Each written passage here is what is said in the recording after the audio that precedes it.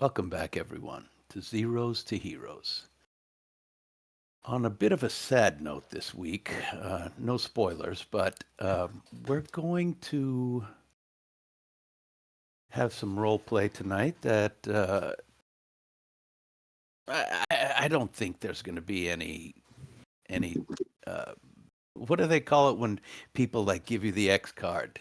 Any things that you're super sensitive to? I don't think there's going to be any of that, but uh, just bear with us, and you will all will be revealed as we make our very dicey decisions tonight. So, exactly how long ago, no one can truly say. But in the beginning, the story goes, Gladewell was a forest glade. Within this glade, there was a tinkling artesian well that trickled down between a few rocks on a muddy slope, a pool having formed below it, and a tiny rivulet of a creek ran out the far side of the glade. By tell, it was an amazingly tranquil oasis in a very weary world. It said there were fairies in the glade. It said there was a magical golden fish in the pool. It said that the glade was guarded by a dark entity that prowled the edges just out of sight. Who can truly say? The first settlers in the area were elves and humans, and these forged a small village around the glade and lived in quiet solitude for long years. But, friends, progress marches on and takes its share of blood and health and soul. What progress gives us back is smoke and roads and litter and disease and technology and more people and, yes, gold and the finer sundries, among other things.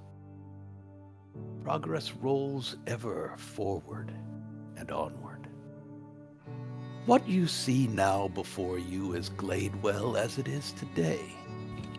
Still a peaceful and relatively small town, though with half-finished roads and half-completed structures under construction and set to house and deliver new people and new goods.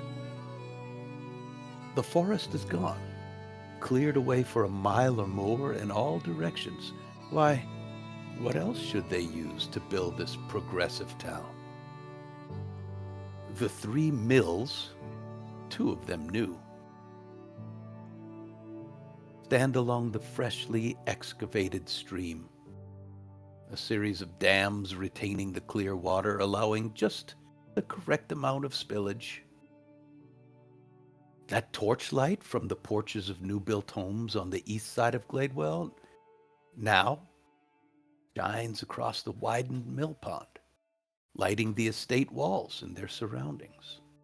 Yes, progress has even brought out Gladewell's own blacksmith this night to the shore of the pond to dip a pair of buckets in before he trudges back to his lit forge, inside of which currently work two apprentices.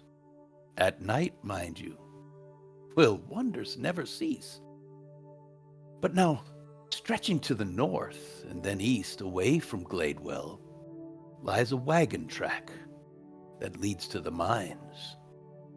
We must have that track paved, for its muddy ruts no longer fit with the governor's views of what is possible.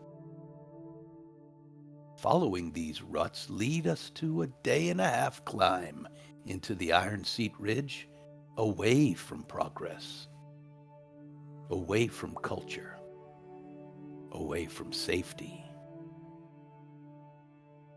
And following it long enough, you will find a small fire surrounded with huddled figures. Their haunted eyes do not see the darkness around them, nor the cobwebs stirring in the slight breeze. Are those silent forms in the trees passing by? Are there dangers that pass by our little group unawares? Let's peer in more closely to see. Ah, there stands a dog on guard, its ears alert, its eyes wide, but it makes no sound. Perhaps all remains well for now. There lies a young man asleep, and wounded? His shoulder and chest are fully wrapped and coated with ointment. There sit three others in blankets, near, yet not touching one another, each staring into a different part of his own consciousness. The only one making noise is the youngest, standing, clad in armor still, though the night is already deep, so no rest in his future, it seems. He's snapping sticks and tending the fire. A soldier, by the looks of his weapons and his stance. From time to time we see him turn and stare into the darkness. Well, that's good. He seems wary, though his shoulders slump with exhaustion and his eyes are hollow. And above, could that be a tiny, green-winged woman? A fairy or a pixie from the stories of old? She sits alone atop the tree, whispering to herself. And, but what is this? Oh, a wrapped and still figure. So small, so very still. The other's eyes visit the little bundle frequently. The night is chill, but they do not shiver. Tears, though, shine in the firelight on all the faces. But see, the fire crackles and pops almost merrily. At least the fire has hope. Maybe all is not lost.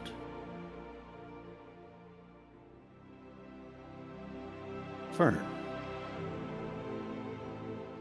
as you sit at the fireside, what thoughts are rolling through your mind? Anger. Anger that started fiery and bold and furious and has slowly died down to an ember and has become what it truly is, which is pain and grief and guilt. And she is examining herself and how she fits into this equation, how her actions have led or not led to where they are now. And she is thinking about the load that she has carried forever now, since before meeting these, since before being an Eamon, before stepping out of the forest. She's thinking about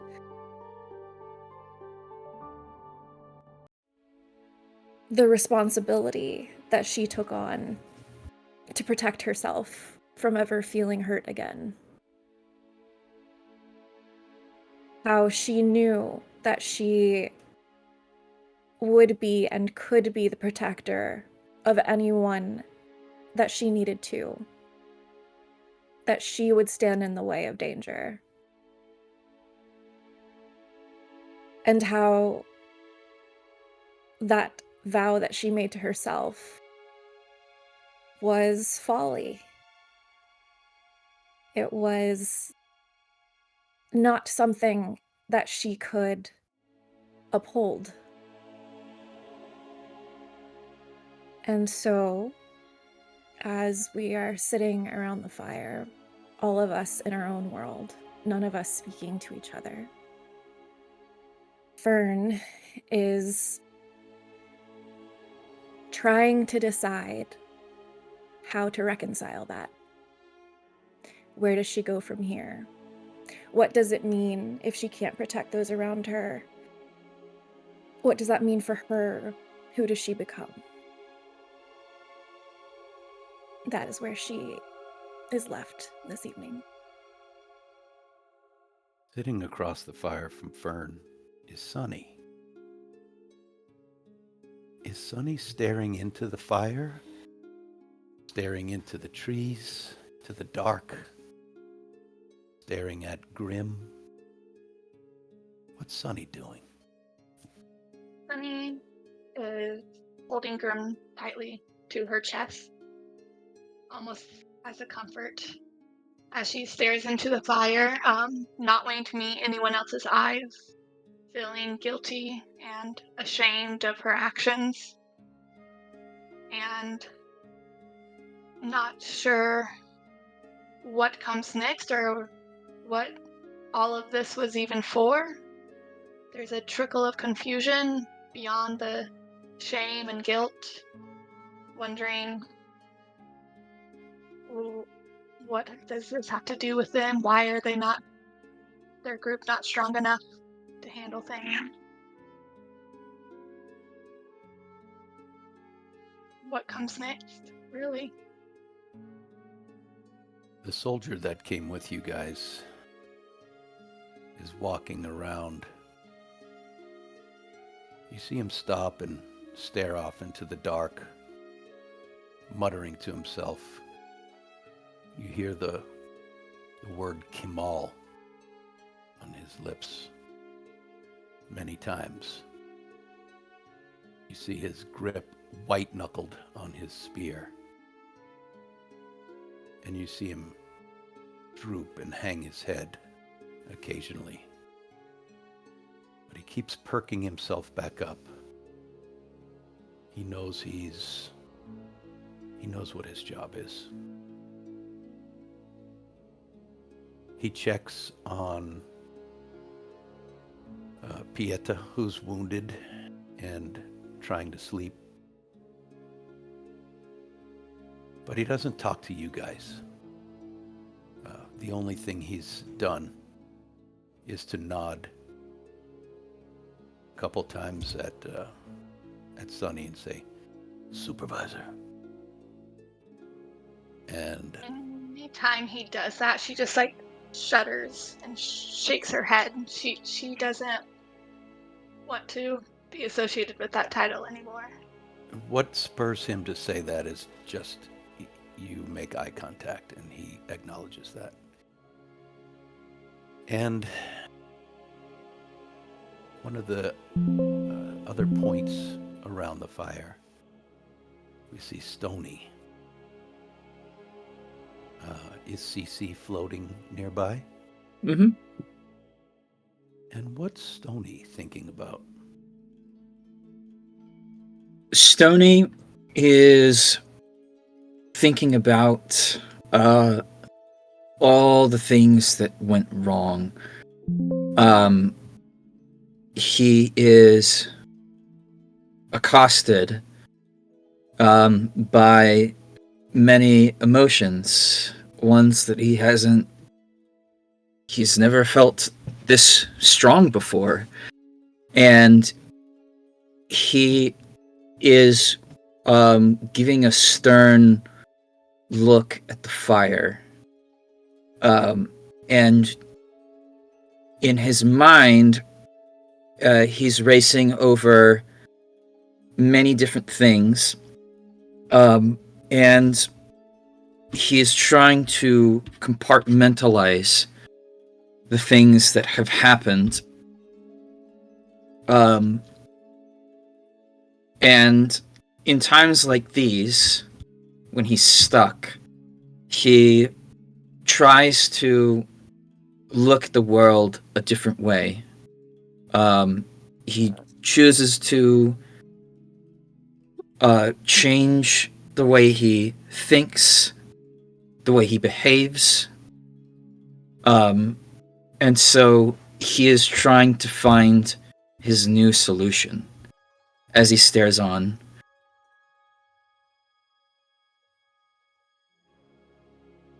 And Pieta, are you able to sleep through the pain and fever dreams, or are you awake on and off? I think I am able to sleep. He's suffered pain, um, believe it or not, a little worse before. Um, and he's actually trying to use this time to recall and and he felt emotions throughout the battle as he was laying unconscious, kind of like his comrade's energy. Um, and throughout this time, throughout the time that they got they ended the battle and got here, he's been trying to kind of like, in a way, astral project a little bit, kind of like really go as much as he can with the pain, um, go kind of try to in tune with his comrades' emotions and to get a sense of like what the heck is going on. But I don't know how successful he was in that. Let's just say it's ongoing. Right. But yeah, he's able to rest more than not, I would say. Um, the soldier um, goes to his horse and pulls out a little sack of stuff and brings each of you a couple pieces of dried jerky and shares it out between everyone. Says, I think you'd better eat. I'm not sure how long it's been, but eating always makes people feel better.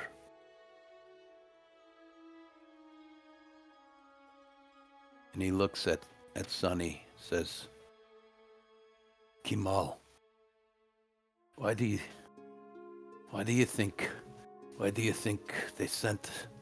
Why, Kimal? How did they know? What were they after?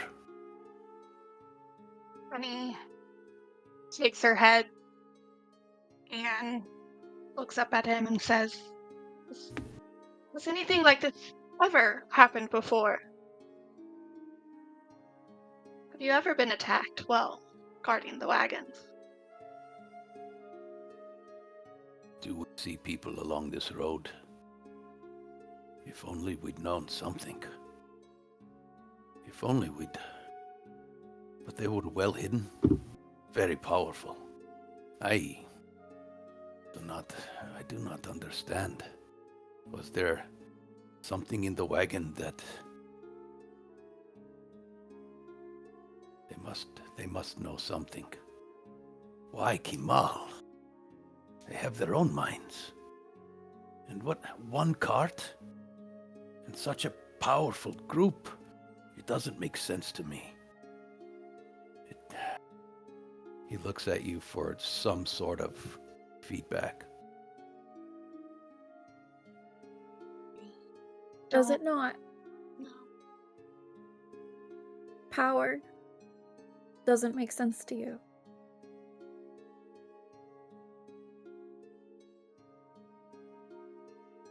A load of ore?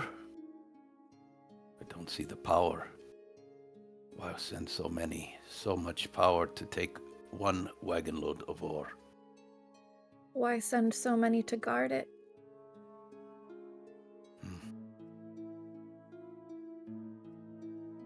When you can see it cross his face, he just thought about the other five guys. And he almost staggers down to a knee. They were my friends. Yes. I have wondered why 6 guards. I was hoping you would tell me the truth. But I'm a mere guard, I understand. I think you might already know. Maybe not the specifics, but I think you can tell what's happening here.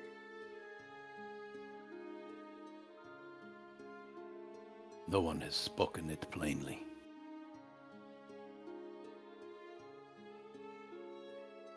Ern Very looks well. at Stony.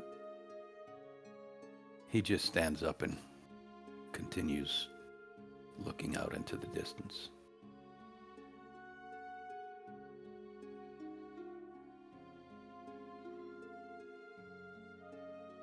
Bunny will slightly eat a couple bites of the jerky, and then she's at 1 HP, so she's not doing well, so she's going to curl up and try to sleep, but it's going to be hard for her to turn off her brain. Okay. Yeah, Grim has said nothing to you. Of course, the rest of you guys almost never hear Grim speak, but Grim has said nothing to you. It's like he's inert.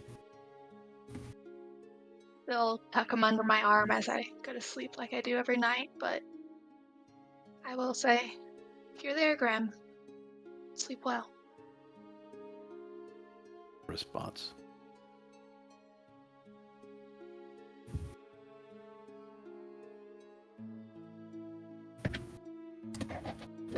Fern is going to look up and see if she can flag down Nimbus to come sit beside her.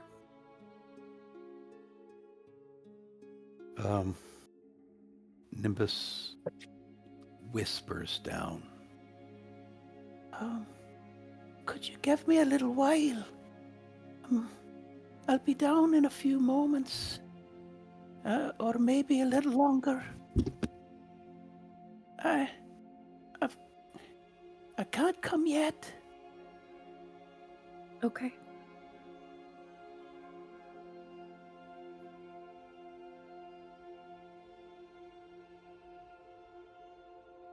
Stony.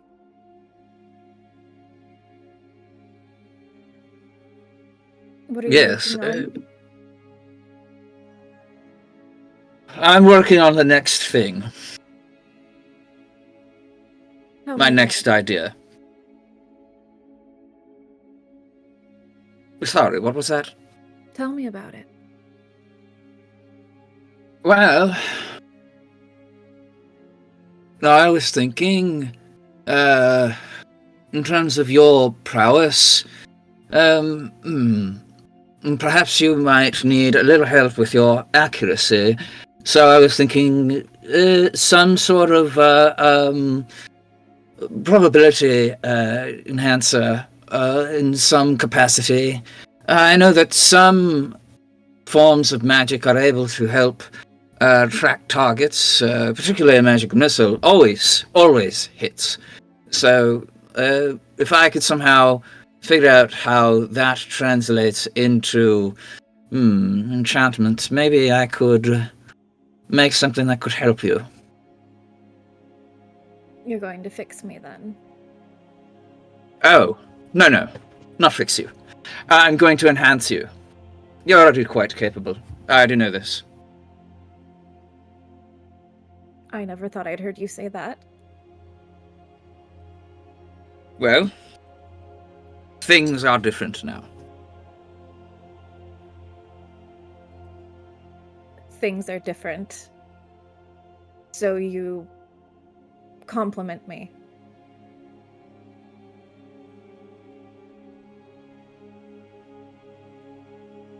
Tis not a compliment. I'm merely stating a fact, is all. Listen, Fern. I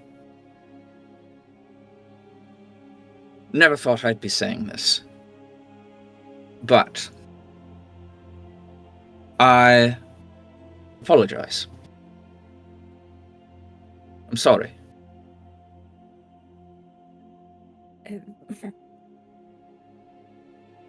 For what, Stony? I always thought that you were working against me. When in reality, you were just teaching me a lesson.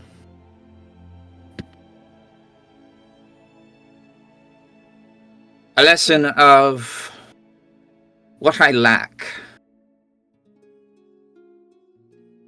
It's funny.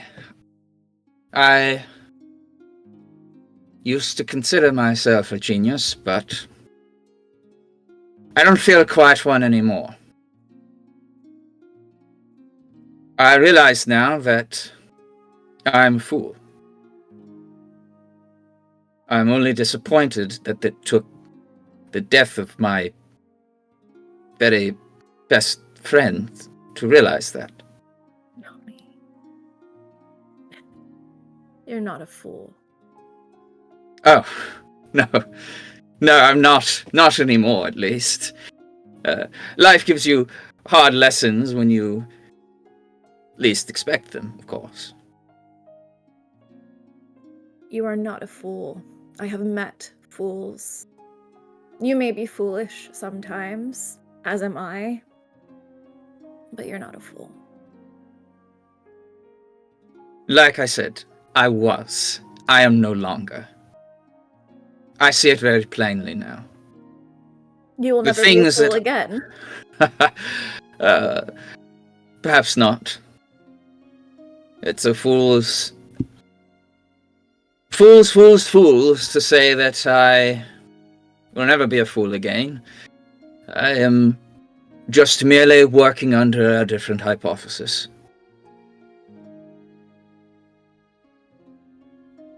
Well, I'm surprised to hear you say that.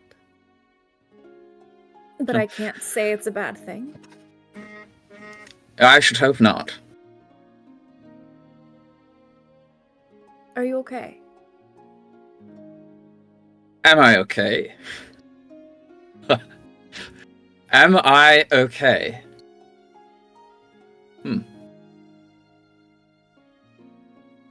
I don't think it matters if I'm okay. I think what matters now is how I move from here. How I take my next step.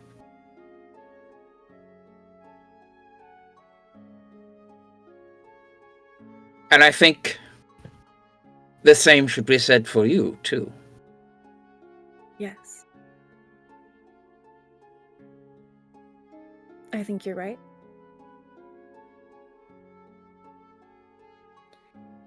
The feelings that come with the death of a friend.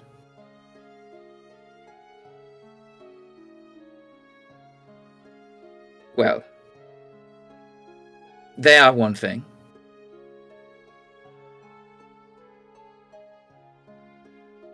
But they do not serve me. Tony, I have learned some things over the last few years. Things that I'd like to teach the rest of you. It seems that the more we build each other up, the more we give each other tools and resources, the more likely we are to survive. Yes, I have already learned that lesson. So, then you agree. Of course I do.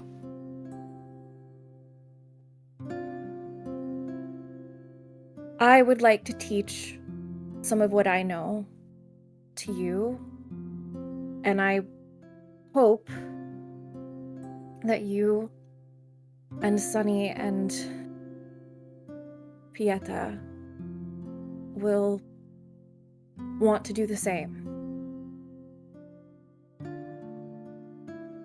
But if you don't, I understand. I am here.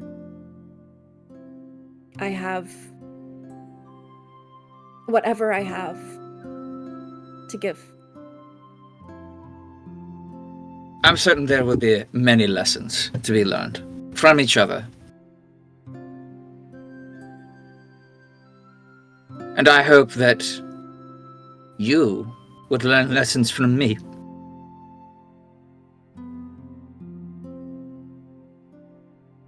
Yes. Good.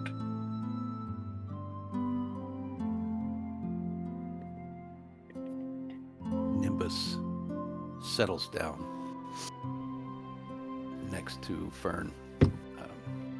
Says, "Okay." She walks over to Rip's little form, puts her hand on it. "Still not alive." No, Nimbus. Did you expect Rip to be alive?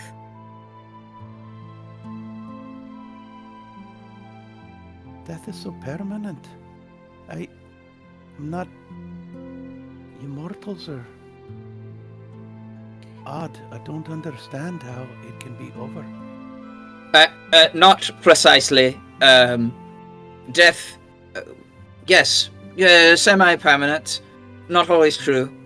Just thought I'd clarify that. I know that there can be magically. You can bring it back, I think. My lady has told me of this. Yes, Nimbus, that's what I want to talk to you about. Aye. Your lady, how powerful is she? Her eyes get big. He is so powerful. I don't know how to answer that question. Do you think she could reverse Rip's fate?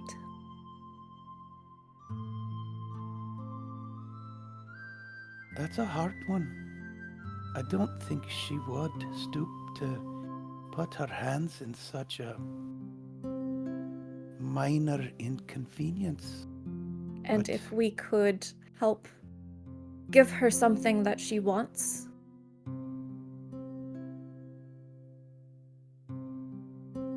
Do you think she would then? I believe she would allow the option to visit someone who can.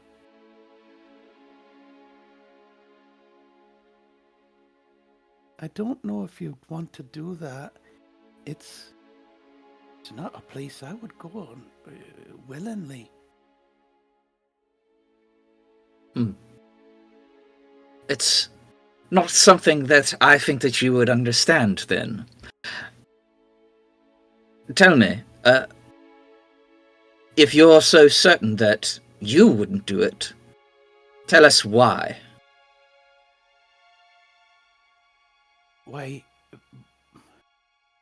for the simple reason that power is power. The ones who can do such things like bring a soul back into a mortal body can do so many things. And what they're willing to do and what they want to do, it might be at odds with what you're willing to put up with, if you take my drift. You know your lady better than we do. You can help us. Aye.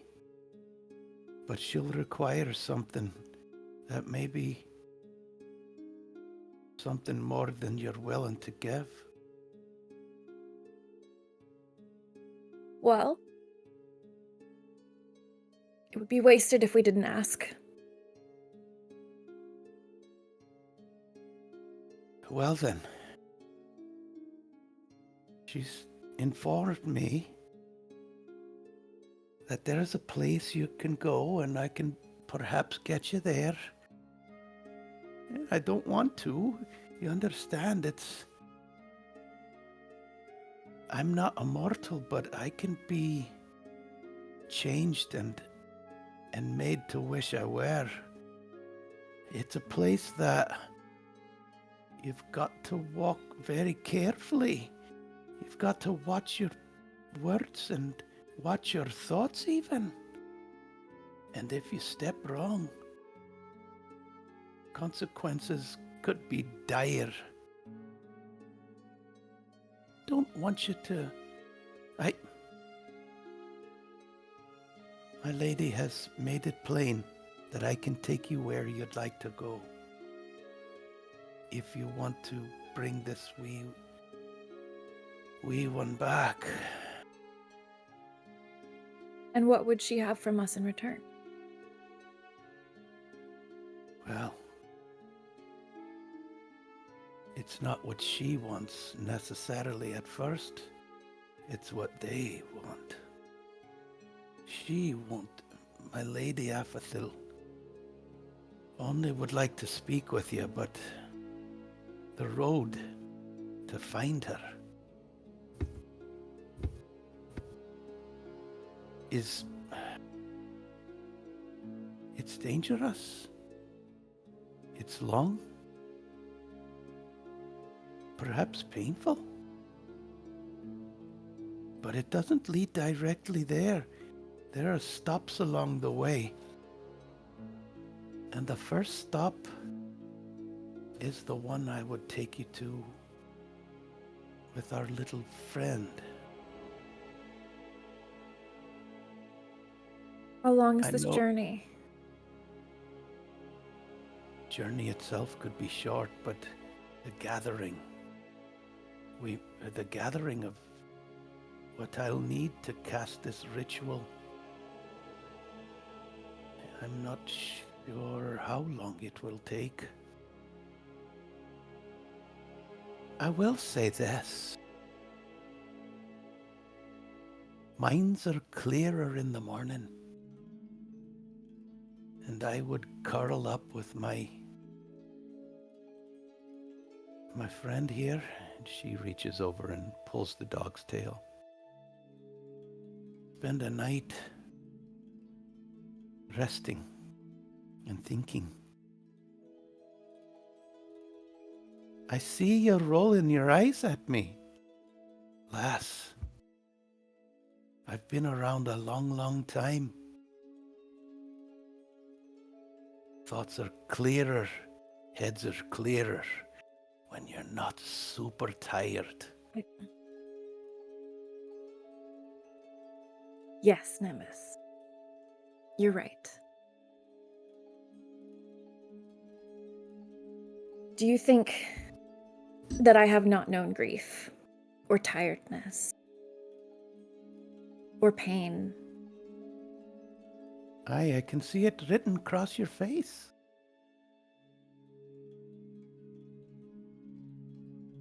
Thank you for caring.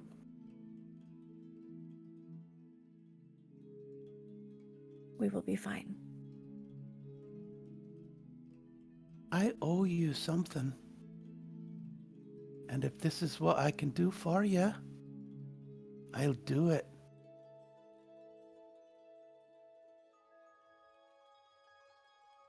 Well, it's not only up to me. If it were, you'd have the answer. So, we will wait until the morning. Stony. I agree. We will tell the others. And they can decide. Here, Clips. And Clips lies down and she curls in between his legs. But he's still wide awake and alert, just watching the darkness. What would you guys like to do? Donnie's Are you gonna get set ready a for bed. guard? Okay. So just have the soldiers stay on guard all night. Berta's nope. gonna stay awake for a bit. Okay. Stony is going to he's going to say, please, all of you, get your rest. I can have CC watch all over all. Oh, pardon me, over all of us tonight. CC, go into recon mode. Affirmative, Master Ironbog. Reconnaissance mode. Going dark. And you see CC like sort of expand and just start like rotating back and forth like a camera. And then, it'll occasionally like drift over to the side and do another scan. It'll stay up through the night. Okay. That, the soldier asks you, is that thing allowing me to take a rest also? Yes, you should get your rest. In addition to eating as well, sleeping is also required for human bodies. Thank you, Master Ironbark. Stony just gives you like a little look. He shakes his head and he like curls up for bed. Before Fern goes to bed, since she doesn't need the entire night, she is going to go back over to the little water place that she dug and wash her face with the cold water and sit and pray to the Archheart, which she hasn't done in a long time. And entreat each of her friends, including Rip, to them before going back and going into her trance. Okay. Does CC have a perception ability? Yes. Let's see what they roll on their first perception check. Okie dokie. And I will do the same for Clips.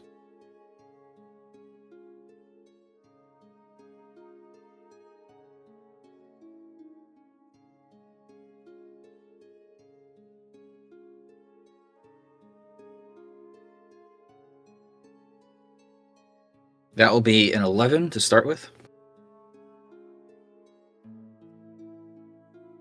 And what level of threat would it take? Like if there were a fox or even a wolf passing by within, I don't know, 100 feet, would it say something? Or what would it take for CC to wake you guys up? That's a good question. I think it depends on I guess the threat level. I think anything that is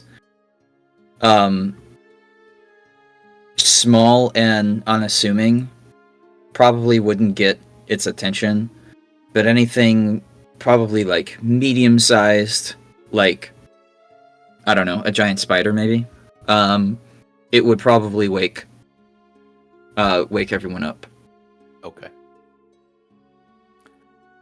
Okay, so more than once during the night, you guys hear Clips giving a low growl in his throat. But it doesn't go on long. And you are exhausted. And it may wake you up for a few seconds, but you glance around. He's still lying there with Nimbus curled up next to him.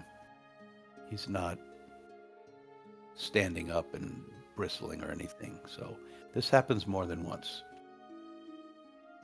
The night passes. Let's have another perception check.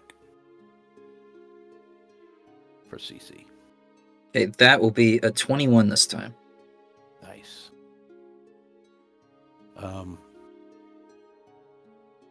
And then, so CC does not wake you. Okay. And then one more, please. Okay. Third watch. This time, that's a 19. Okay. Still doesn't wake you. But in the morning, you guys wake to the sound of crunching and slobbering as you wake up. It's loud. It's Clips, the blink dog, has dragged a healthy sized spider back, and he is chewing on one of the legs. He's already eaten an entire leg. But does CC report out to you, like on all the things they would have seen over the night? No, CC can't do anything too complex. I mean, Okay. it's a homunculus, so it's just got simple actions. If there was nothing uneventful, then it didn't issue any alerts, so everything's fine. Okay. So clearly, at least one large spider. This thing was about probably the size of a big dog. Clips is eating a spider as big as himself. And he's got a couple scratches and scrapes on him, too. Yeah. Pieta will not have been in the bench lying down. I would like to have him had, if he had healed through that long rest, be one of the first ones to wake up, maybe even help Clips with that giant spider, and then be in the trees, be up on a tree meditating. Okay, so you would have seen Clips, if you got up, you would have seen him stand up very gently so that Nimbus didn't wake and trot outside of camp and then take off running, and in the distance you would have heard him growling and stuff, and then he dragged the spider back. Cool. So you'd have witnessed all that. Are you making breakfast? No, I'm not making breakfast at the moment, but I could be convinced. I'm still meditating, and when I notice that they're kind of stirring around, I make my way down. Okay. You guys are all waking up to this crunching, and at some point, the pixie flew off. She's not there right now. Did I see where she went? No.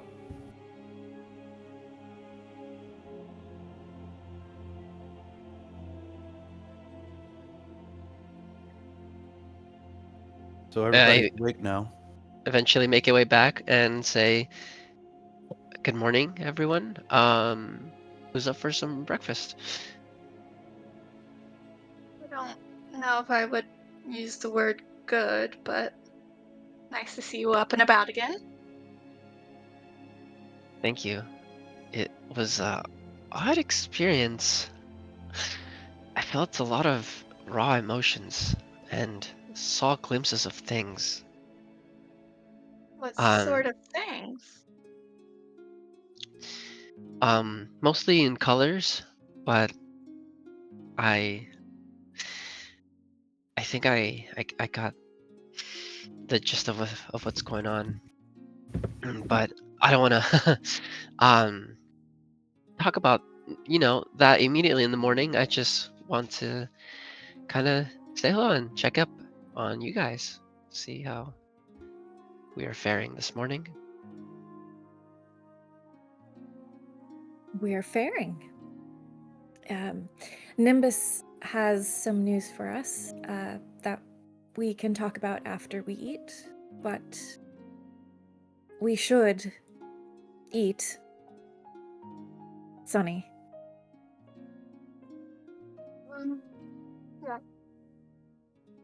Toyota cooking? I'm sure I can grill up the spider, or I think maybe I have some rations somewhere. Peter, how about I assist you for breakfast this time? That is a great idea. Great idea. Yeah, that'd be great. I think I have some clavicle pain. You can You help me guys lifting. are camped about, I don't know, 50 feet or so off the road. You hear the clattering of hooves as you're making breakfast. And it gets louder and closer. You can't actually see the road. You're nestled off the road in bushes and undergrowth with trees all around. But you hear the hooves come to a stop, and then you hear something charging through the underbrush directly at you. Fern's hand immediately goes to her dagger, and she goes to get behind a tree so that she can't easily be seen, and try to assess what is coming toward them. Yeah, it's CC, coming quick. combat mode. Leyline servos engaged. Sunny's gonna go stand over Rip's body and stand in front of it. Okay. If the tree isn't too far, I'll latch up to it and to see if I can get a better view. Yeah, you see a figure riding on a goat, bursting through the trees, charging directly at you guys. It's hooded, it's got a cloak over it, but charging directly in a straight line at you.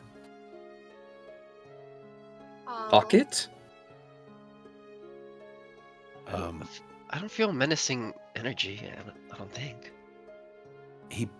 The goat bursts into the glade, and this person pulls back on the reins and jumps off. Yeah, it's Pocket, and he throws off his cloak. And he stops. He's looking around. And he jumps over the fire, doesn't even look at you guys, and jumps onto next to Rip and lifts Rip's body. No. How did that? Why? Oh. He doesn't know what to say. He's just moaning and holding. His hand lights up, and you can see him trying to heal over and over as he presses it onto Rip's forehead. And after a few long seconds where you guys just watch, the soldier had lifted his spear and now has lowered it. Pocket. Pocket looks around. His face is just soaked with tears dripping off his chin. My brave little soldier. He just starts weeping.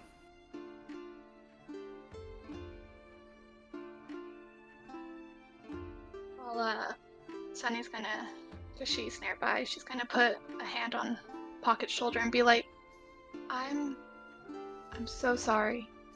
I'm so sorry. This shouldn't have happened.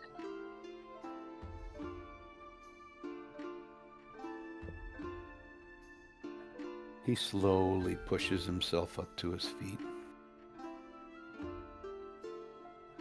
There is much that we can do about this.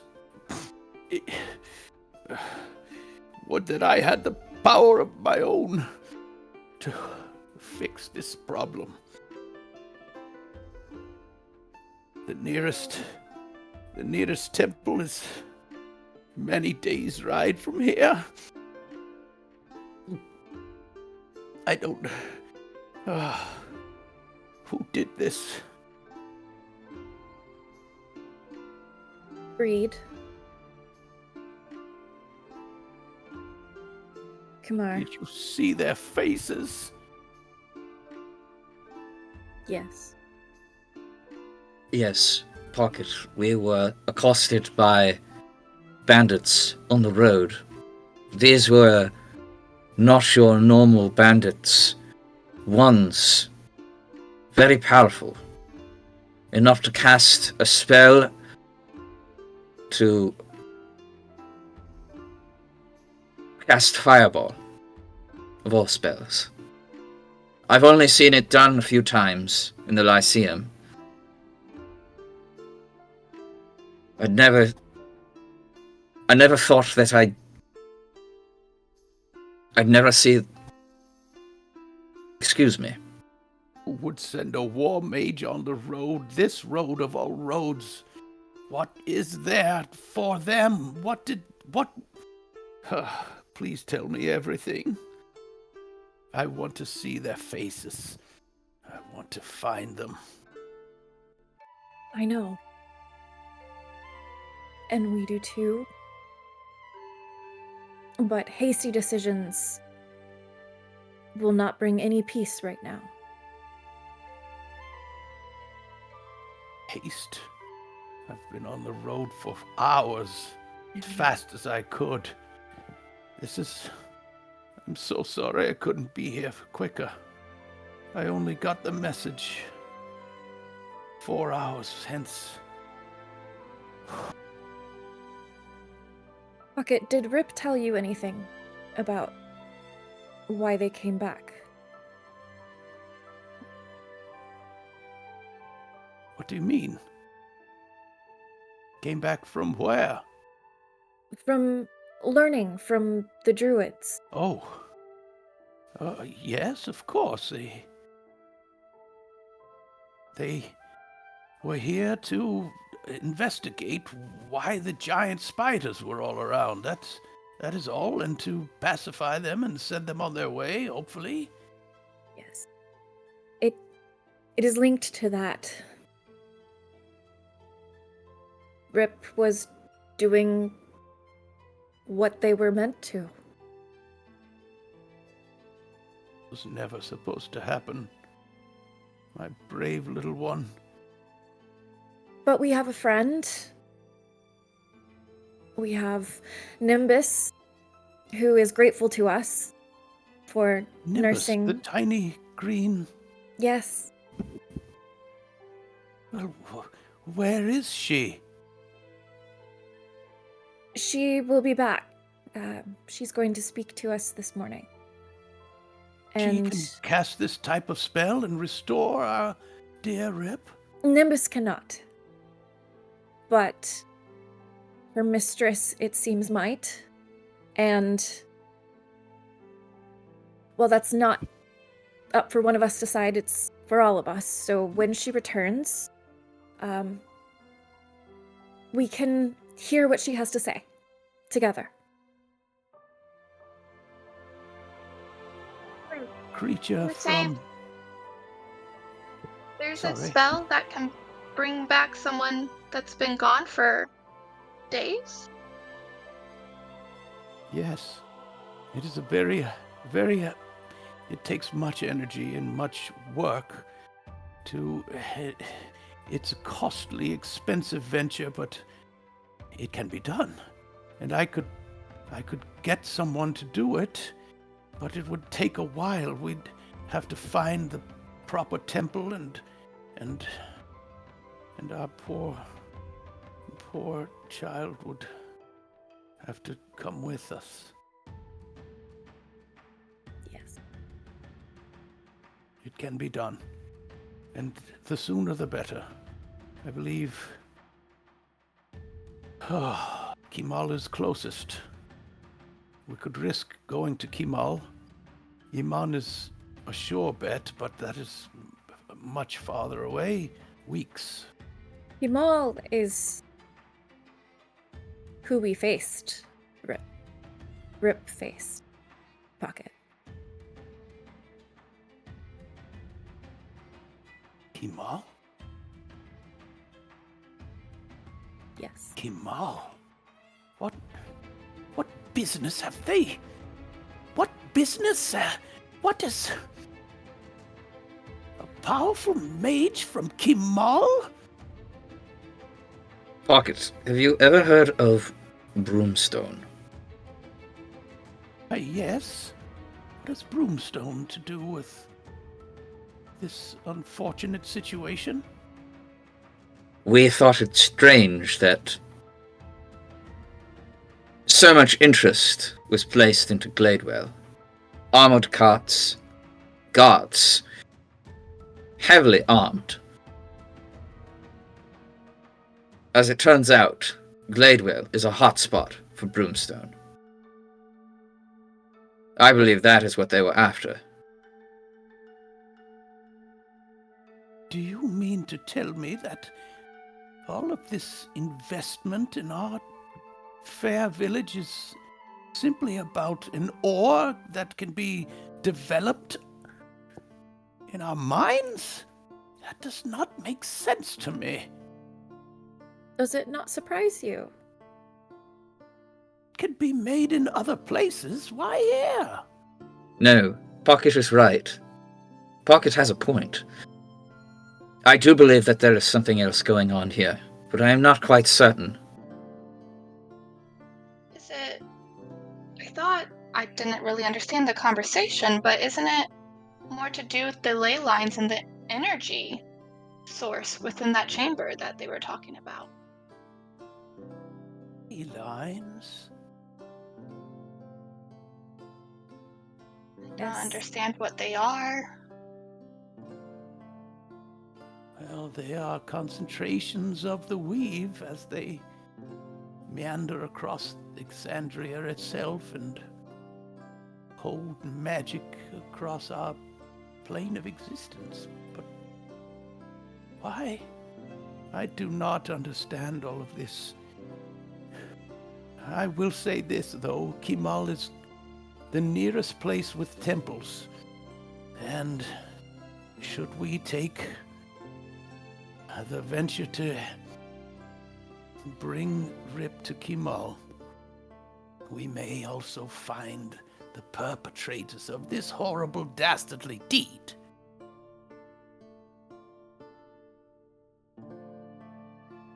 What?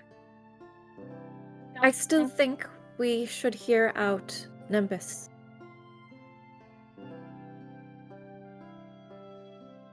The Fae are All right. powerful, I know you know. Very powerful, and yet very, very questionable.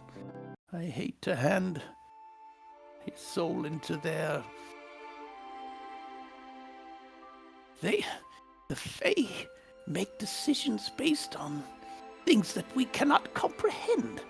Their ideas are alien to our minds sometimes, and they play tricks upon us, and I don't trust them. Right then, Nimbus flitters down. And we don't trust you either, mortal, she snaps. Welcome back, Nimbus. Are you ready to talk to everyone? Is everyone here of a mind? Can they be trusted? She looks specifically at the soldier.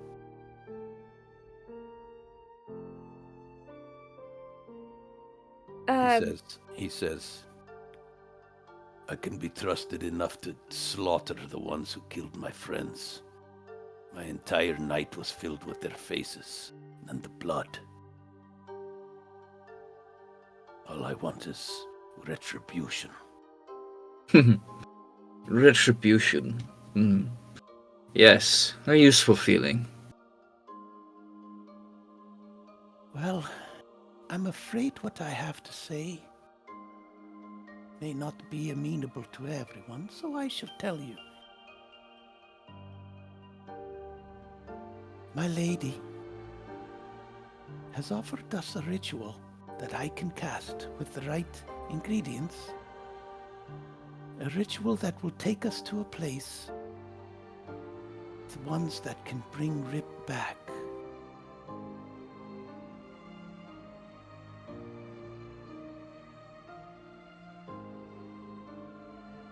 Shall I go on? Yes, Nimbus. The ingredients may give you an inkling of who and what we are to see. We will need the weapon of a misunderstood foe. We will need a treasure of the heart. And we will need a black secret exposed.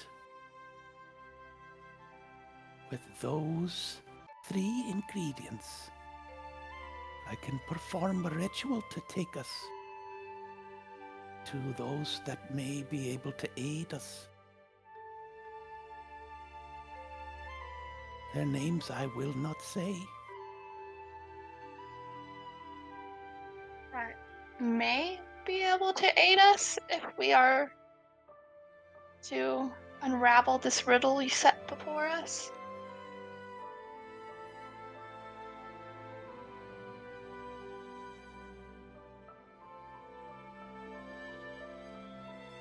Whatever Nimbus. you can do to make this ritual work, if you're willing. Can you assure me that the who we are talking about is not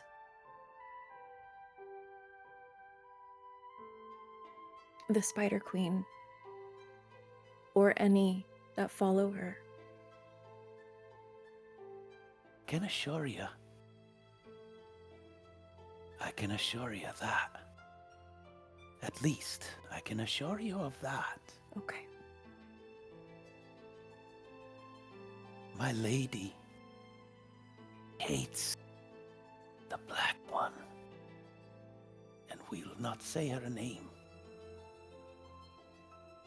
In that we are agreed.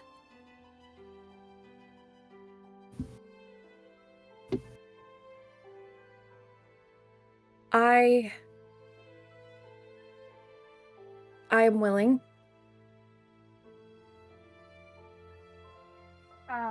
Sunny turns to Pocket.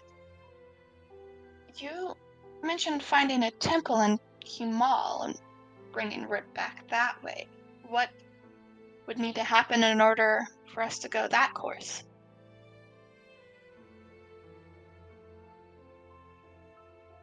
Well, we'd have to journey about a week's travel around the Iron Seat Ridge and avoid the bandits on the road. And take our poor sweet Rip to a temple and pay the required cost. Do you know how much that is, and do we have the funds for that? I know approximately about how much they would charge. I don't have it here, but I could get it.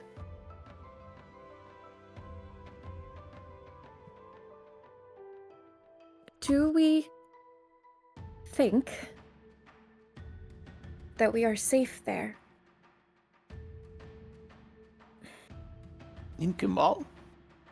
Heavens, no. We would have to be on our guard every moment. I think even beyond that. If But there is trade, and merchants come and go. It's not like we couldn't make it happen. no, but we are known now. The mage yet lives, the mage returns.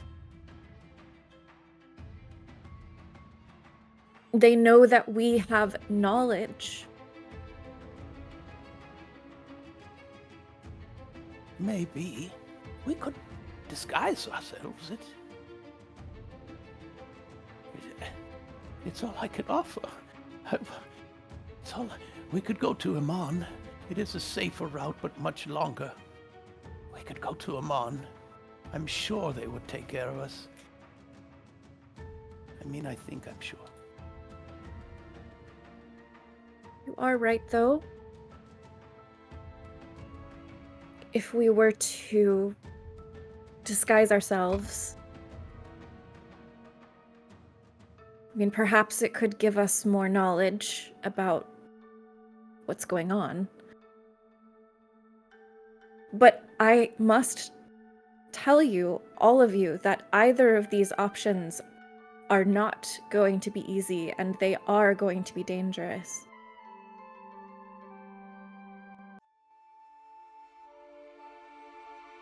Which one would be quicker?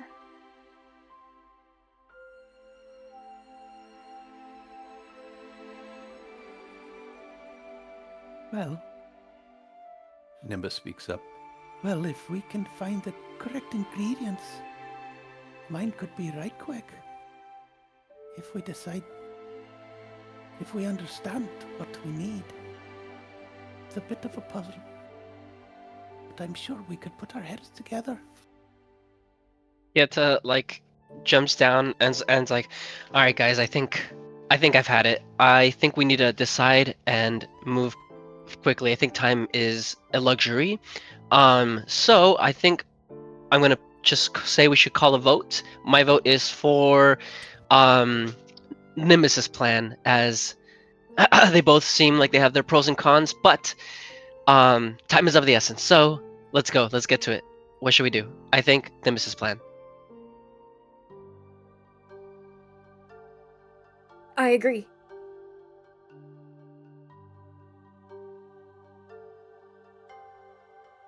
Stony looks to Sunny first. I don't know what to do. Stony thinks about it for a second, and then he looks at Pocket. You do not trust them. However, I have yet to see them do wrong.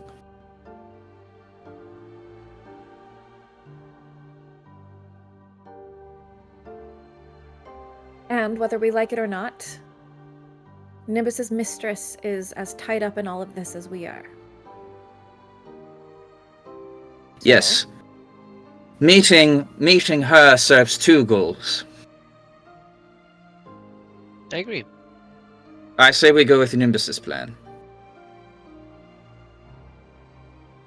I put my hands right at like not touching Sunny, but like almost touching her shoulders and ask, "May I place my hands on your shoulders?" And like as soon as I get that approval, I gently squeeze her shoulders and say, "Can you breathe in with me?" And I start inhaling and exhaling, and I say, "It's gonna be okay." And I say, "Let's do it again. Inhale." And I bring her in for a tight like hug squeeze and say, "We got this." And turn around to everyone. Guys, it's whatever happens, we, we got this. Try our best. Fern is going to turn and face Oat. She's going to take out her dagger and look at him. You are not required to come with us or help us. But you have been with us in this time. You have been seen. You are now part of what we are doing. You have heard what we are walking through. So you have a choice. You can come with us, or we'll let you go. You can seek revenge or whatever it is that you desire. But either way, you must swear that you will not betray us.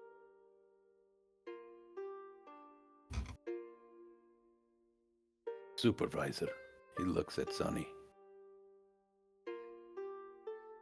Grilon still lives, I would go find him and bury the others. I would never betray. Your oath. And Fern will take her dagger and cut into her hand and hold it out. Could I cut my non-sword hand so that it doesn't impede the use of my spear? Yes. Please do not cut very deeply. I use these hands for many things. I will be gentle. And she very carefully makes a small incision and takes I his hand. could have just spit in my hand if it's... I promise I will not. Yes, here, the blood. Supervisor, is this something you condone?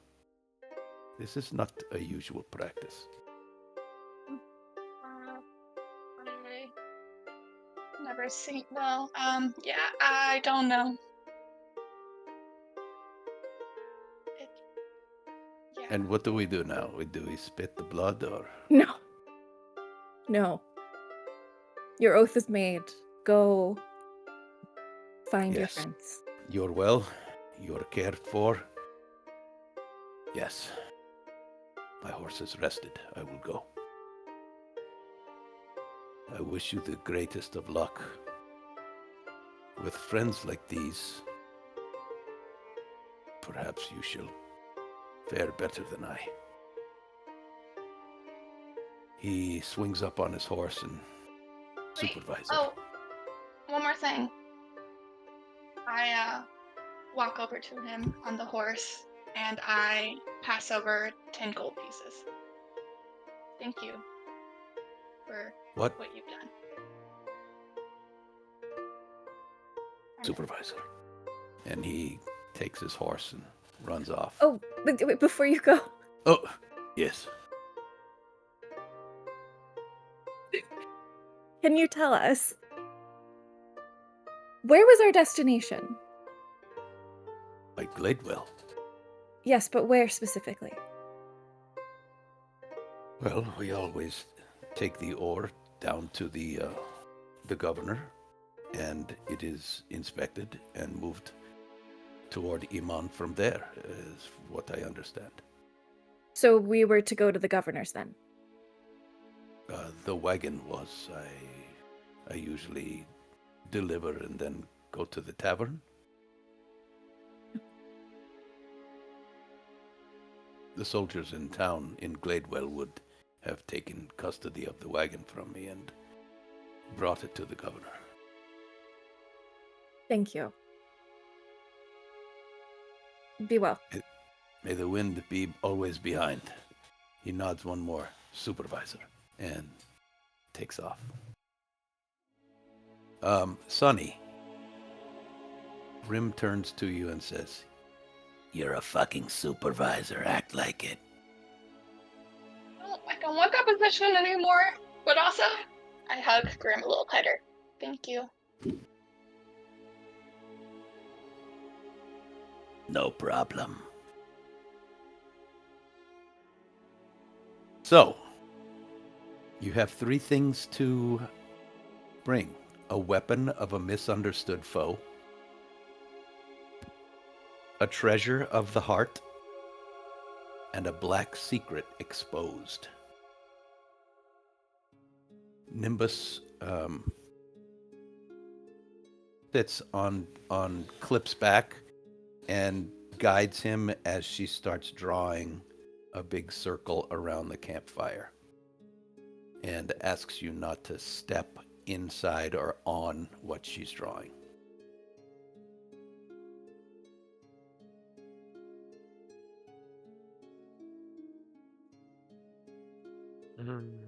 Fern, I can't hear you. Sorry. Well, we have our order. Where should we start? I'm wondering if there was any weapons left in the battlefield that we that we just fought.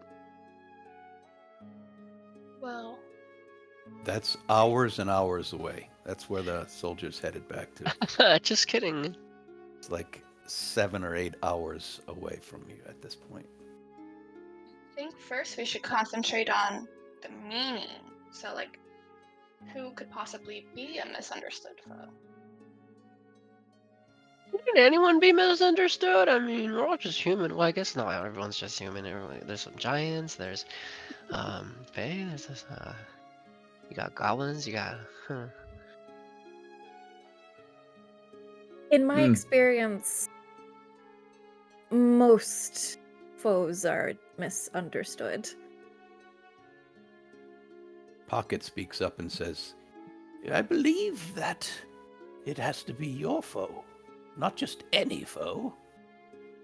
These spells work according to individual spell components, not just random worldwide applications, if you take my meaning. This is a focused spell that must address the exact needs. Now, Spiders are your foe. misunderstood? Spiders? Yeah, you know. You think. Perhaps.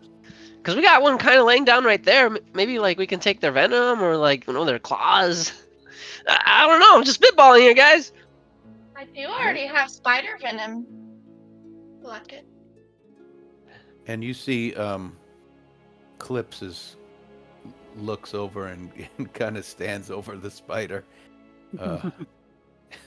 But the spider does have 2 fangs, like 3 or 4 inches long. I'm just saying. Like, what if they're misunderstood too? Yeah, it could be a possibility.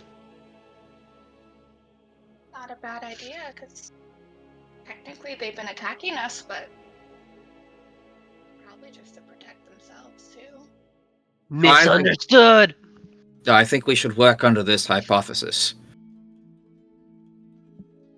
Yes. So, venom? Or fangs.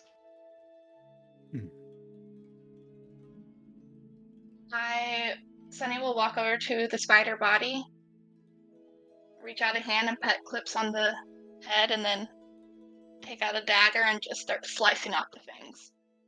He whines a little bit, but when you're not taking anything meaty, he lets you take it. I'll also cut off an extra leg and throw it like a stick to go play fetch. Oh, Good job, Clips. Good job. Got the fangs! Sunny's hands are like a little bloody from the spider and cutting it up. if you'll place that just here on this part of the circle where you see the smaller circle within, place it there. Do you think that's gonna work? Okay. Now, Do we need one or both fangs, or do we need more fangs? I think the ingredients say a weapon. It can't hurt to put both, I suppose. Just put both, just to be safe. Okay. I'll stab them both into the center of the circle that she indicated. Metal. Aye. Now I'm almost finished drawing. Do you have a treasure of the heart?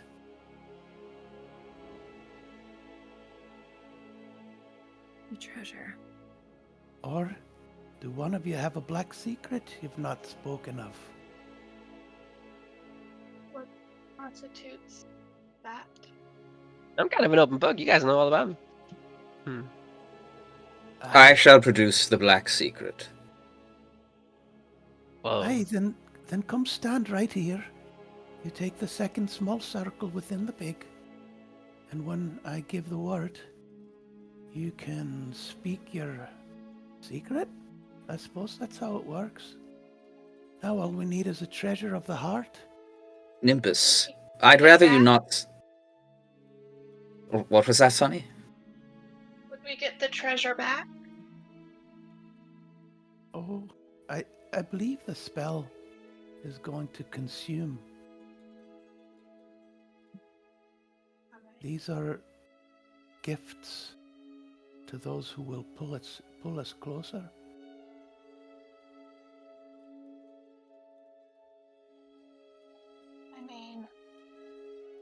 down at the mummified raccoon paw. This is a part of Brim, which is the biggest treasure of my heart. Do you think that would count? We can try. Is it Oh, you're gonna something- tear a limb off of the little guy? It's already been cut off. Mother did it. Oh, okay, yeah, that's fair. I did hesitatingly because she doesn't really understand her powers or how it works. But you said you need a treasure, so she takes off the necklace and goes and places it in the circle. There's the little raccoon paw there. Well, that went faster than I'd thought. So, if you could stand where I point, and she starts pointing to all these different spots on the circle. Clips, boy, come stand right here. And she's drawing with a stick in the kind of the clearing around the fire. Are you ready with your secret? Not yet. Tell me yes or no. Are you ready? Stony turns towards Fern. He says, "Give me the letter." He Ooh, digs spicy. in her bag. So And she, pulls yeah, them out. as you give that, Nimbus draws a line, scrapes a line. She says some words and scrapes a line from the fire over to the circle that the fangs are in. And the fire tracks along this little divot that she makes. And wherever she's drawing starts to spread, and fires are, little flames are flickering inside of all the lines that she's drawn. She scrapes another line over to the circle that has the raccoon paw. And all these lines are flickering. She scrapes one to each of you and saves Stony for last. And she scrapes a line and the flames follow. And as she connects with the circle Sonny's, Stony's standing in, she says, "Now speak your secret." We get to learn about Stony. Fun. That's what Pieta says.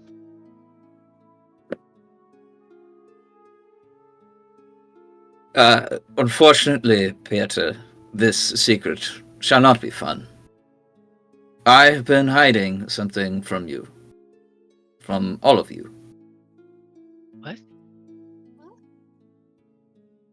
I did not correctly assess the threat that might be thrust upon us.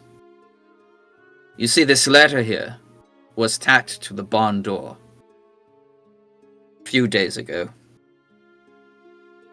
threatening us. I saw fit to hide that from you, because I erroneously thought that it would not serve us. I thought that you all could not handle the truth like I could, and therefore I hid it from you. Now you see plain why I am such a fool. You all must deal with these emotions of yours in your own way. Well, all I have to say is, I am sorry.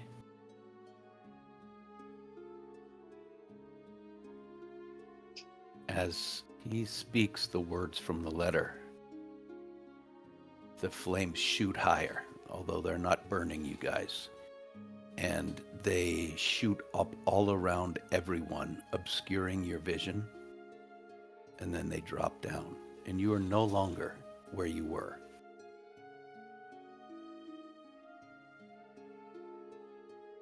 I look at the ground to see if the raccoon paw is still there.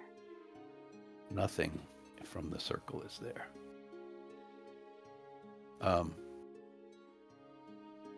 You are in a different glade in the woods, a small clearing. It's a different time of day. It's still morning, but it's sunny.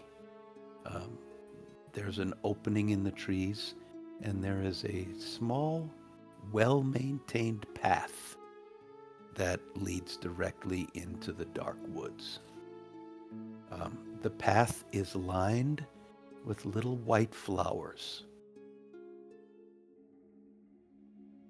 Um, Did Pocket and Rip come along as well, or are they still back? Pocket did not. Rip is inside the circle, or the in between all of you, just lying there. Nimbus is here too. Nimbus is on top of Clips, the dog, and she looks like woozy. She's like it's hard for her to stay up.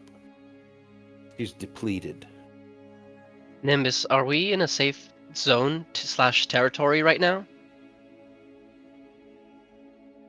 She grabs on with both hands to Clip's fur and kind of her eyes are just slits and she looks around and she points toward the path and then just lays her head down and starts sleeping on Clip's back. I turned quickly to Stony and as fast as I can march to him and grab him and lift him up. Easily done. I don't know if you need me an athletic check or anything. Mm-mm. He lets you. And I say, we've been friends for the longest time. Don't hide anything from us, man. You inadvertently put my family in danger, potentially. I can't even think straight right now. He like drops him and just walks away. You made a decision that affected all of us without even thinking to tell us. After yesterday, I thought we were a team. And I start walking down the path.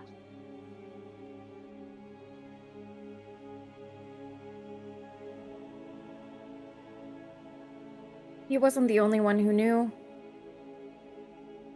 The head immediately bolts to you. How many of you all knew? Did Rip know too? No. Just us. Why?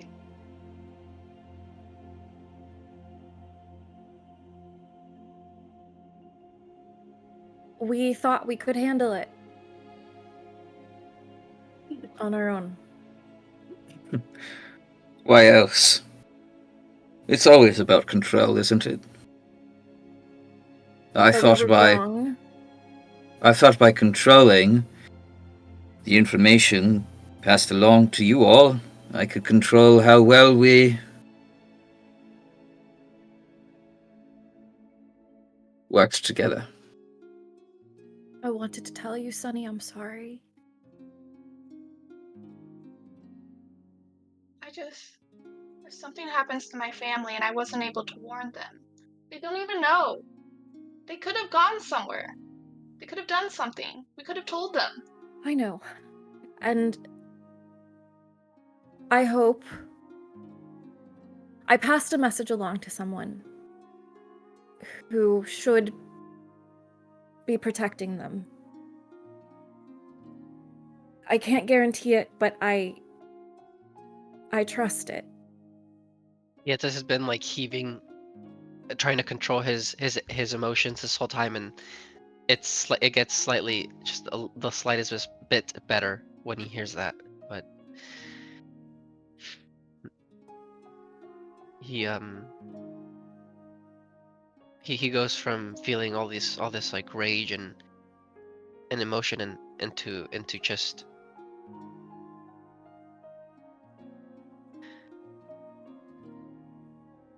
ex- not acceptance, but just um kind of like, ah, right, not everything is not everyone, even good people, not everyone is he comes to like the realization of not everyone, even good people, do good things all the time, and not everything can be good all the time, even if you try. And so he just kind of is facing that realization and goes a little internal. Sunny looks around at everyone. Okay. We can get past this, but is there anything else someone's hiding before we delve into this next venture together?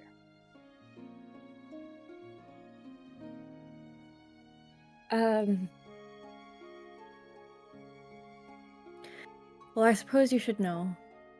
Oh, not another secret. No, it's not. Well, you might think it's nothing. And she turns and puts her back to them and lifts up her shirt to show the clasp tattoo on her back to them. And then turns around. When did you get that? When did you learn how to be a warlock?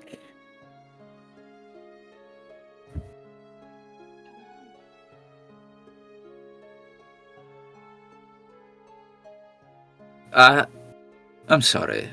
I don't mean to break the mood here, but tell me, what exactly is that supposed to mean? It's a symbol of the clasp, Stony. The clasp. The Yes. clasp. Yes. Yes. The...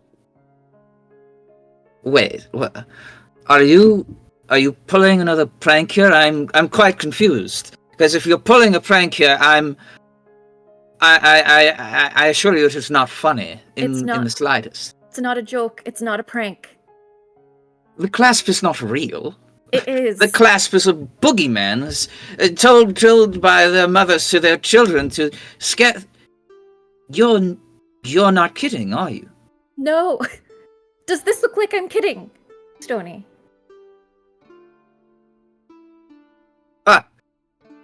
Ah. Again I've been fooled. How am I a self-proclaimed genius when I... Of course. You are part of clasp, and the clasp is real. It is merely that my worldview is wrong, and therefore I must change it. I must break it down and rearrange it. So you are part of... thievery? Assassinations? Why are you here? Tony. Good and bad are not black and white. I know that all too well. Then you know that applies here too. What are you doing with him, then? I am learning. I am accepted. I am not ashamed to be. I am useful. I try to recall that signal or design. I rolled a history check, got an 18. Did anyone at the Slayer's take have that? You would have run across people from people from lots of different walks of life, and though nobody advertises like, "Hey, I'm a class member," you know that stuff was going on. You know that different people were into different things, and how do I describe this? You wouldn't know if some of your people that you've met were actively in the clasp or in a different organization. But thinking back on it, you could probably say, I remember those guys. They would have fit in. The clasp doesn't advertise itself, put it that way. And nobody who's in the clasp would share that information with anybody who's not in the clasp. Ah. No, I see now. I see now. I understand. And why you were sworn to secrecy. For outbursts like mine. Yes. Yes, I see it now. You were using them to gain your own power, for your own good.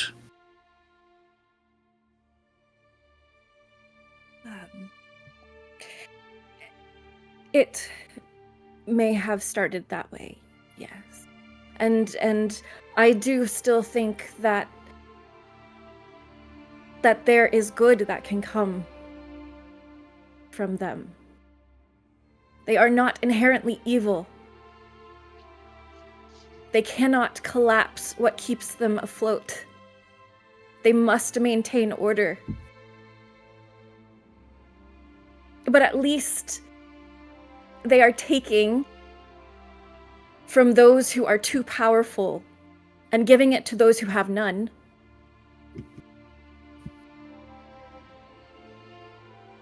Does this mean that your allegiance will always be with them?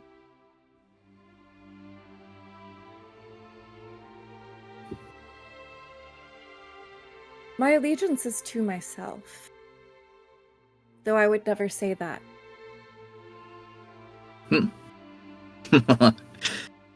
I think that's the smartest thing that you've ever said. But Stony, myself, includes those things and people that matter to me. And that means you.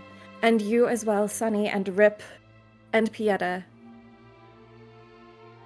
And Grim. And Grim. So, I promise, I give you my oath. I will not betray you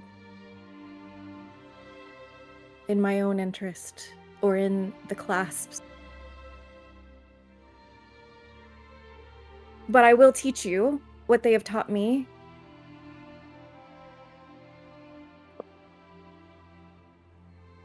If you want to learn.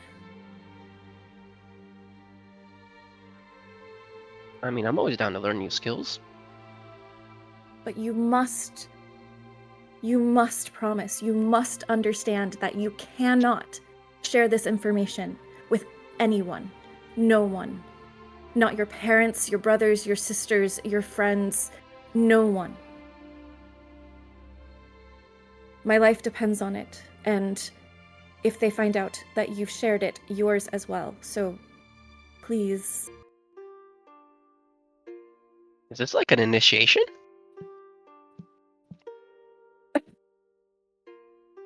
Be happy that it is not.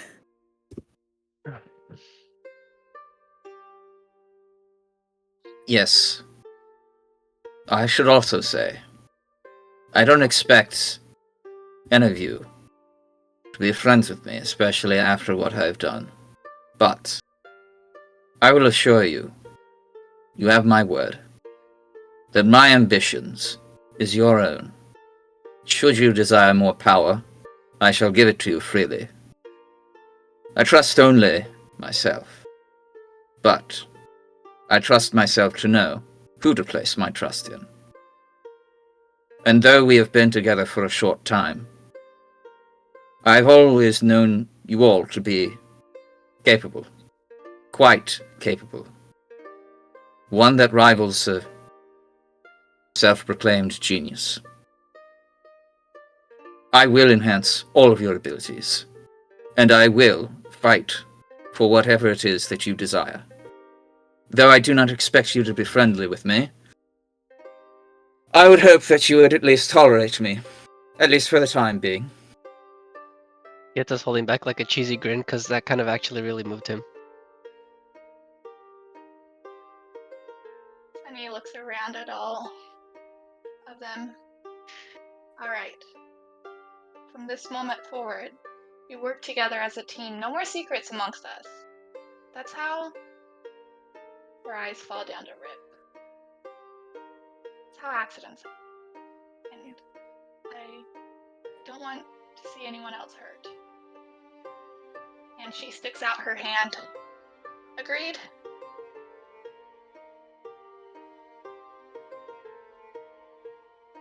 As Pieta goes out, he's like thinking about things. And he's like, this isn't really a secret, but like while we're all kind of sharing things, right after we all departed, I kind of died a little bit. Well, I didn't really die, but I got buried. Anyway, I'll tell you about it later.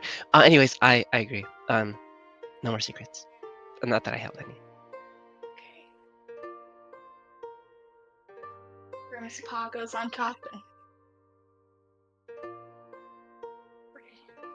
Well, I think Let's we have something to do. indeed. Let's bring Rip back. Let's do it. So, you step onto the path. In your ear, Sonny, Grim whispered, "Now that's fucking supervising." That gets a giggle out of Sunny, even though she's still not comfortable with the time. As you step onto this path, you hear whistles, like in the trees. And you see these little bluebirds flitting around, and you hear them say, "They're here! They're here!" And they're just flitting all through the trees ahead of you. "This way! Come on! They're here! Hey, everybody, they're here!" And more little blue birds are flitting up through the trees. Sonny, as your feet crunch down on the well-manicured trail, you remember this from somewhere. Tiny little white daisies lining this pathway that leads into the woods. You guys hear Nimba say, Don't leave the trail.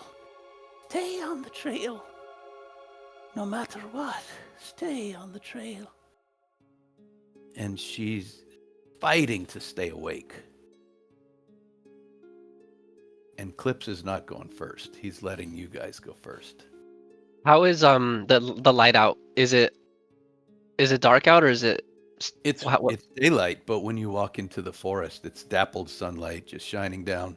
These little birds flitting around. There's an occasional hole in the trees that sunlight, a beam of sunlight will shine through.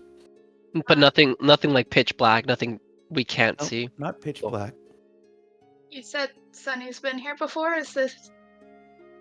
How does she recognize it? Or she just has this feeling? You know you've been here. It's very familiar to you. Upon having that realization, Sunny kind of just falters and stops in her tracks and looks around. Yeah, roll a history check. Right? That would be 15 on the dice for a total of 14. You know to the very core of your being that you better not step off this fucking trail. I still paused and not walking and kind of holding up the line. Sunny, and almost like a whisper, says, "We stay to the path. I've been here before." And then she continues walking. You what? Whoa. I'm sorry. You've been here before? Huh? What? Right. don't tread off the trail, it seems. Oh. Ooh. Oh. What is going on? I can't make heads or tails of this magic. Fern bends down and offers some water to Nimbus and very quietly whispers to her, "Are we in the Feywild?" Let's see. I'm gonna roll to see if she's even able to give you a coherent answer. Oh, she says, she lifts her head up. She kind of forces her head up and rests her elbow on Clip's back and says, I don't know. This could be the Feywild. I don't know. It wore me out. I think, I just think I'm gonna take a nap.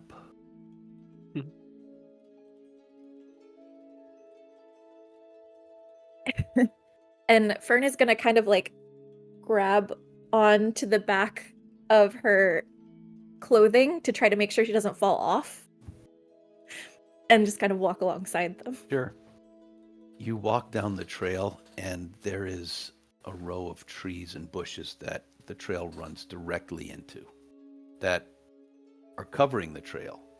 But as you walk, Sunny, you expect this. The trees and vines grow out of the way to allow the trail, and you guys walk right through, and it closes up behind you as you go. You find yourself in the trail divides in two directions. It's still perfectly groomed. There's not a leaf in a forest. There's not a leaf laying on this trail.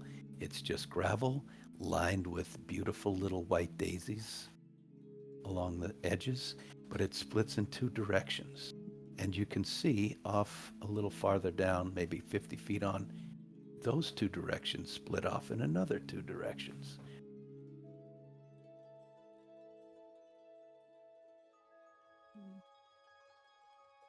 Sonny, Miss, you feel such familiarity.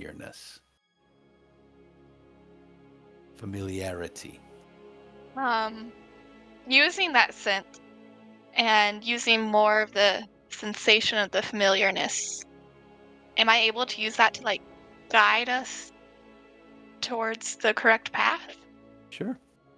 Okay, so Sunny takes the lead. I don't know who was walking first, but wordlessly she just steps in front and just without really thinking about it, she just has Grim in one hand and she just starts following where her feet take her. Because they remember the path more than her brain currently does. Okay. So you go left, and then when the trail splits, you go right. And every like 50 or 75 feet, the trail splits again. And you guys are just blindly following Sunny.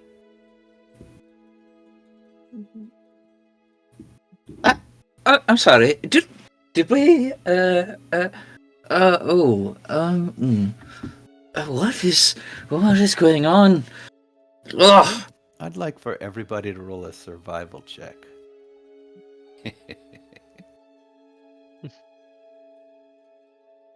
Good thing I'm good at those. Good thing I'm. How dare you?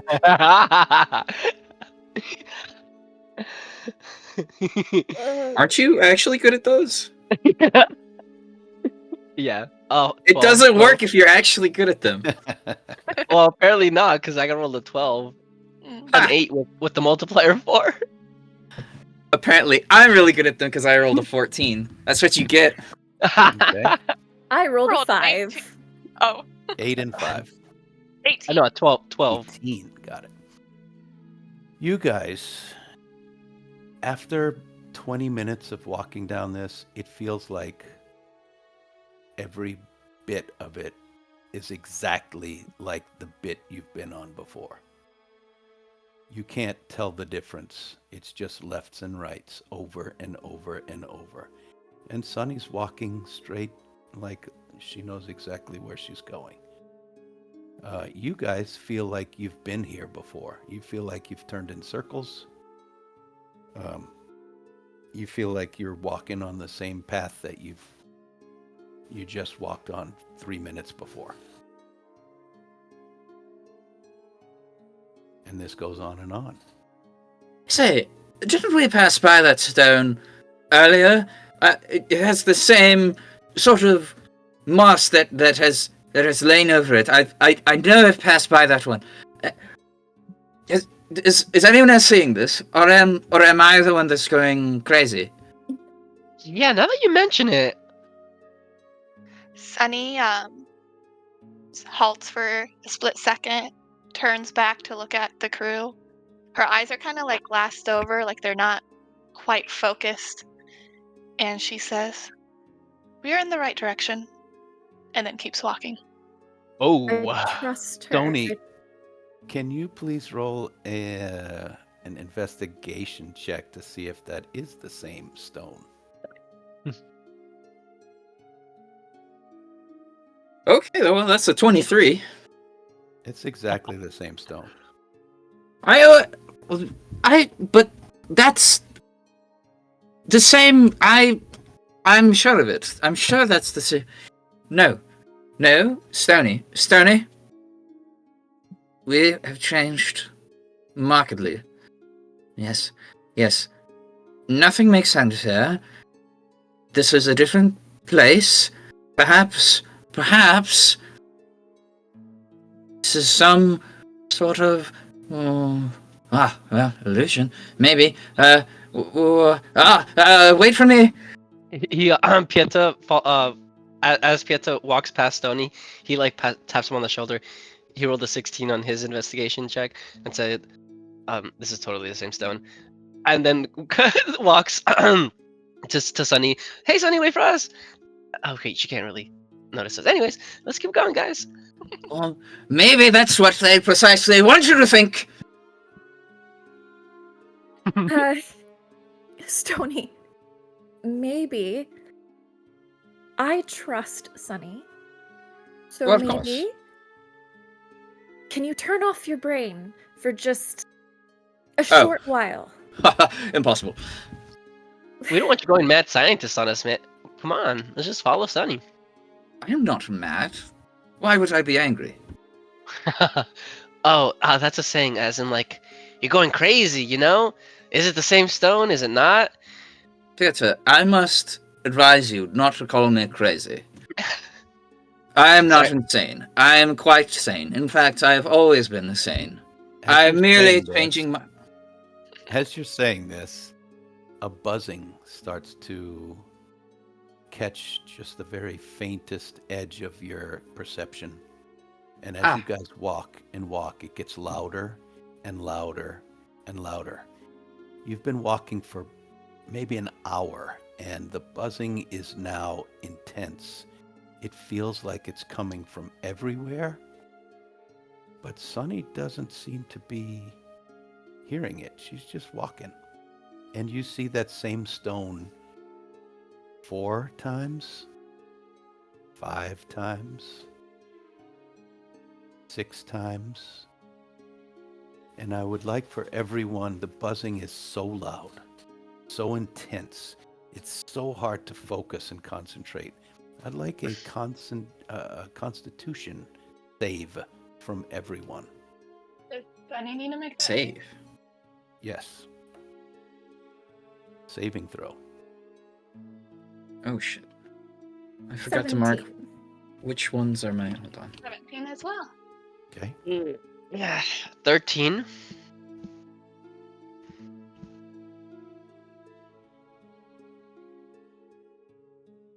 That one should be good.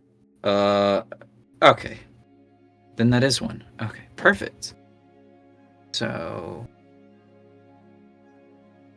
16. Sorry, I forgot to mark which ones are saving throws for... Yeah. Anyway. By the way, who's got RIP? I volunteer Pieta. Yep. I have a All right. around my back, strapped up. Mm-hmm. Okay. So, Pieta, you guys see him kind of just sit down and yawn. He's about to lay down and take a nap. Good night, guys. Oh, Knowing I have Rip in the back, I fall forward. Yeah. no. This intense, loud buzzing in your ears. Fall forward, hands it to the Fern side. goes to try to catch him.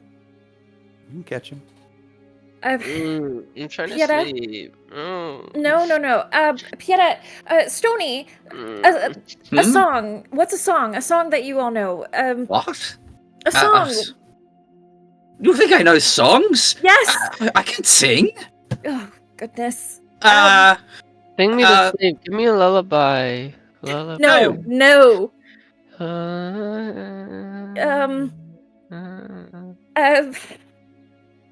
Stony, you must know some song. Clip is ahead of you guys on the trail and he barks. Like facing you and then turns away, and then faces you and trots away, and then comes back and yaps at you again and then trots away. Yes, Clips? Peter, we're almost there. We're almost to a soft bed. If you could just pick up your tiny little feet, we will tuck you in very nice and snug, and leans on Fern. Yes, soft No. bed. Just keep walking forward. We're walking down the trail. We're walking down. Fern cannot sing. She cannot sing at all. The trail is too. Ow! My ears, guys. There's not enough buzzing. How are y'all getting Pieta to move? I got the other shoulder. Oh, we're on both sides of him, just got it. Dragging him in a rope. So you guys go on, and it's almost like pushing through.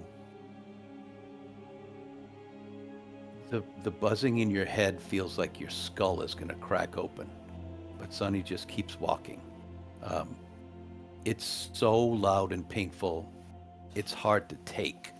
And Pieta, carrying Rip, fully goes unconscious, and you guys are supporting him and dragging him along. You pass the stone for the 10th time. And that damn stone! And the weeds, the vines and brush parts again, like it has 9 times before. And you're standing, and suddenly the buzzing in your head stops. Pieta wakes up. Nimbus is awake. You see a small, round cottage built into a hillside in a deep, mossy conifer forest. It's like again. northwest, giant pine trees with moss hanging down from them. Were we drinking? No, I think we made it. Grim looks at you and says, "We're home." I look back to the others, kind of unaware of anything that happened with Payette or anything. I was just in my dreamlike trance. You all are about to meet Mother, and then I walk through. Oh no. Dark undergrowth surrounds this clearing. There's a small little clear creek running past at the edge. You see lines of laundry drying in buckets of water. There's a cauldron cooking outside, and the lovely smell of delicious stew wafts across the air. Sitting around this cauldron are 3 people. One of them is a really old, wrinkly, fat, smiling woman wearing a green dress, soft shoes, holding a cane as she sits down on this stump, and she waves as you guys walk up. There's another one who is a very young woman, a beautiful young lady with dark hair.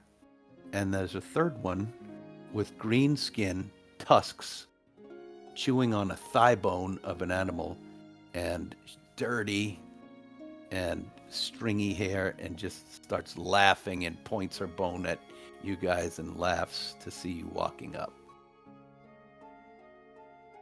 What's so funny? Looking through the windows and open door of this cottage, you guys see shelves filled with books and jars of ingredients.